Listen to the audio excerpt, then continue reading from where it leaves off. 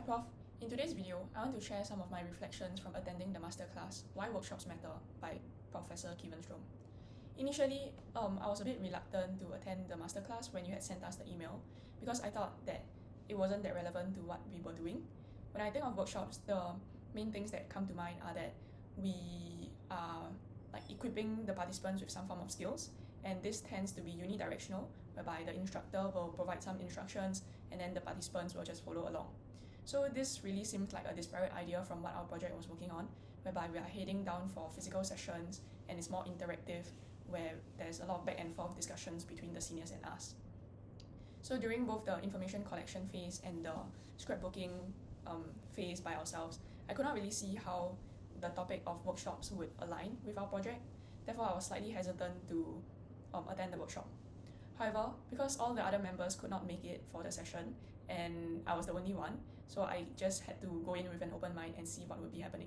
Reading the description of what would be covered during the masterclass, I had initially expected a typical classroom setting and generic information whereby the professor would be sharing with us what the criteria to creating a good workshop would be like, and of course some of the facilitation tips so as to make the workshops more engaging.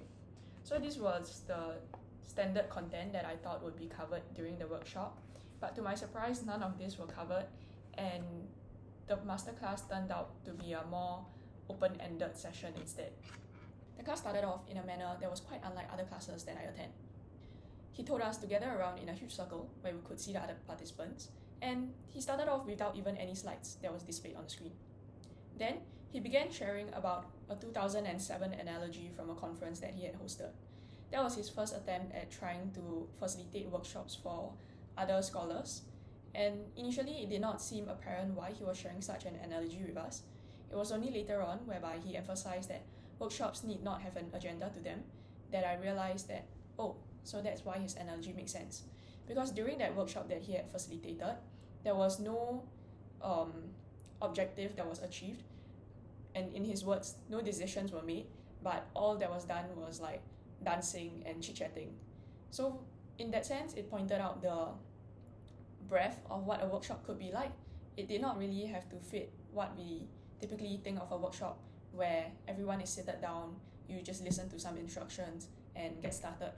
Overall, he was conveying the idea that workshops need not be utilitarian, whereby we try to make it as efficient as possible and ensure that everyone has managed to take away something from it, but rather we try to provide this creative space where each person can learn and define what they learn based on their own measures.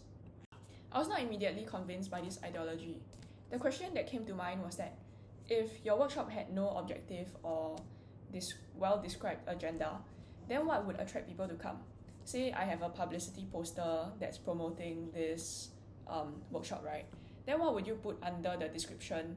And if there was no description, how would people know what to expect? And if they do not know what to expect, then why would they want to sign up for this thing and then potentially waste their time at an event where they could have been doing something else better? A natural question to follow up with would be, what counts as having an objective? If I had just said that the event will be focusing on discussing so-and-so topic, does that count as a sufficient objective? Because after all, a discussion need not have a conclusion, right? Then there would not be any guaranteed takeaways. Yeah, so initially, this was a thought that I had jotted down on my paper during the session, and I had intended to ask the professor. However, there was another question that was later followed up on that led to an answer that could answer my question.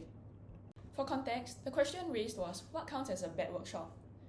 Say, if I went for an improv workshop where the person did not equip me with any skills from the start and just told me, okay, go do your thing, start improving, and yeah, let your mind or your heart lead. So from that, would I then conclude it was a poorly facilitated workshop, therefore it is necessarily a bad one? I think ultimately the class came to a conclusion that no, because you still get to take away some learning points from it. For example, why did you not enjoy that workshop? If you say that it was due to poor facilitation, whereby the organizer just threw you into the depths, then maybe your takeaway could be that, oh, you do not like to be immediately told to perform a task when you do not have the skills for it. So from there, you can also tell some of your personal thinking and habits, as well as what would better suit you. Hence, I think we can say that the definition to a workshop is very broad, and so is its measures of whether it is a good or bad one. It is very much up to the individual to define what they think is a good workshop and what is a bad workshop.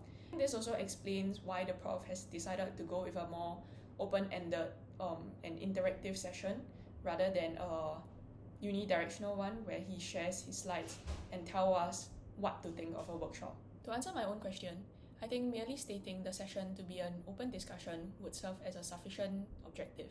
Workshops without objectives is a novel concept which I find quite interesting. However, I'm still more inclined to associate workshops with objectives, just that now, objectives can be expanded into self-defined objectives and those defined by the organizers. After the masterclass session, I would definitely say that my definition of what constitutes workshops has been greatly expanded, and I can better see the relation between workshops and what we have been doing with Care Corner, which is these tea sessions with the elderly. I think besides that, a key takeaway is that we can generally just try to imbue creativity into our workshops, and I hope to employ this in our following volunteer onboarding idea. What I was thinking is that instead of having the typical workshop setups where we tell the volunteers what to expect when interacting with the seniors and some of the precautions that they should take, we can make it more of an interactive workshop whereby they directly get to communicate with the seniors, and from there they can pick up some of the communication skills that we expect of them. So from there, it is sort of this merge between instructional workshop but also an interactive one where they can learn as they go.